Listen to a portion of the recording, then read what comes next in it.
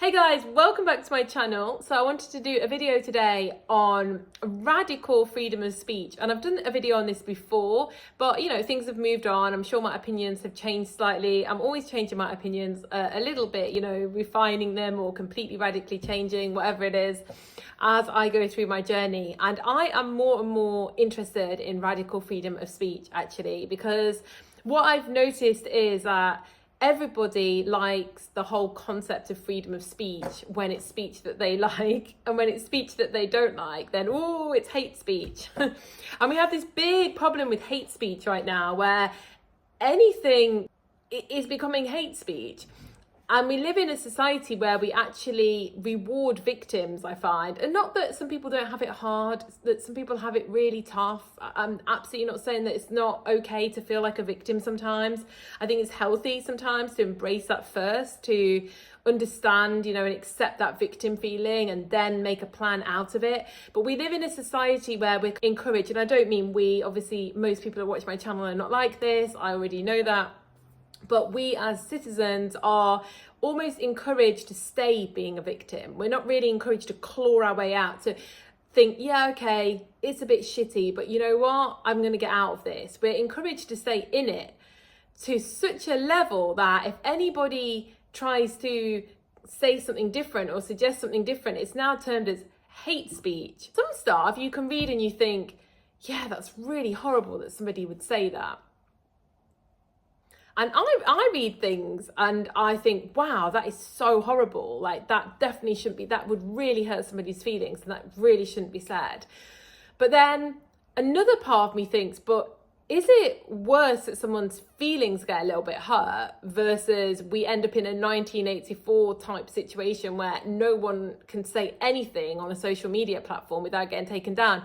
So I am willing probably to have my feelings hurt a few times and some horrible things said to me than I am to not be able to have a voice and to have open debate and discourse around all topics. But because people had some views on history, on what different leaders did or didn't do. We weren't even there, for God's sake.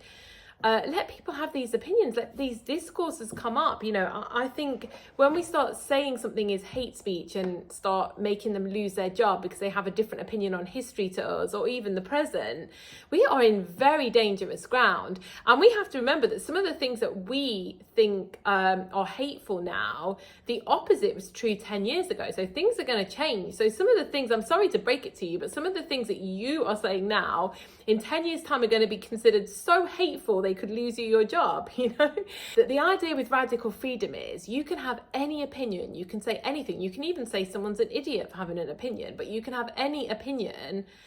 You just can't harm another individual, you can't be violent to another individual, and you can't take away or control somebody else's freedom as long as they're not hurting anybody else. And if somebody's actually coming at you and they're swearing at you or they're abusing you verbally, then there's a block button. We can manage and create our space on social media now. I certainly think boundaries are an important part of life, and having boundaries around your space and ensuring that the people that come into it are respectful, I absolutely agree with that. And unless you're really out there and you're on TV and then you've got less control, but then you can just not read newspapers, I understand. No one wants to read really hateful, nasty comments about themselves constantly, or have them thrown at them all day every day. I understand that we want to manage our space. I do think it's a very, very slippery slope to start saying what's hate speech, because it all starts very nicely, doesn't it? It's very obvious that something is very hateful because someone's coming at somebody with a bunch of abuse. But then it moves into opinions, and then we start saying, well, this opinion is hate speech. Actually, if we really clear ourselves and we work on our triggers, a lot less is offensive. Like I said, obviously, if someone's just coming at you and just attacking and abusing you and making no real sense all the time, then I do personally believe in controlling one's environment so that they enjoy being in it. But if someone's just giving you an opinion that makes you feel rage and makes you angry, then actually there's something in that to sit with and if it bothers you that much, then there's probably some trigger there to be worked on. And maybe you're not ready to do it today, maybe you're not ready to do it tomorrow, but at some point you will have to work through that trigger. Like if someone comes to me and says, oh, I think, I'm not a radical feminist, but I'm a feminist in the sense that I love having the freedom to do what I want in society. And if someone comes to me and says, I think women should be in the kitchen all the time, I don't think women should work, I actually shouldn't be triggered by that. And I'm not, because I'm actually don't really have any wounds around it. I'm very confident in being a woman that has an equal place in society. So someone coming at me with something like that actually doesn't really bother me. Whereas some opinions do trigger me more. And that's probably because I've still got some work to do around those opinions. And it's very difficult to commit to radical freedom of speech because we do get so triggered by things. I've definitely thought someone's opinion is wrong and they shouldn't have it, and I think we all have, and that's just part of human nature. It's such an instinct to shut someone else down if they're saying something really distasteful to you personally. But actually, if we can get over that and we can let people have all opinions, radical freedom of speech means you can think that they're an idiot. That is radical freedom of speech. Obviously, there's issues that somebody could start something and they could create a whole lot of propaganda that could whip people up into a frenzy, and then that could lead to something very undesirable for humanity. But then what's the opposite to that? That every single opinion that somebody dislikes is considered hate speech and shut down. We are literally living in 1984 and the thought police are listening to every thought we have. Actually there has been something that's come out that said that Facebook can monitor your thoughts, and it's very obvious to me because sometimes I just think something and then I see an ad for it. I'm pretty sure there's technology out there that actually does do that, and maybe everyone will call me crazy, but I actually do think that's a thing. And do we really want to end up where you can't even have thoughts? And then we also have this recent case with Alex Jones where he's been sued more than he could ever possibly pay back in his entire life for having an opinion on a series of events. And the thing is, you might absolutely hate Alex Jones and you might absolutely hate what he did around that particular case, but by giving that verdict, we are stepping into territory where you have a different discourse on what's in the newspapers and you can be sued for trillions, millions, billions of pounds that you're never, ever, ever going to be able to pay back. That's quite a strong deterrent for having an opinion that doesn't fit in with the majority opinion. At the end of the day, if you really hate somebody's opinion, you can just flip the channel over, not watch it, not engage with it, and simply not entertain it.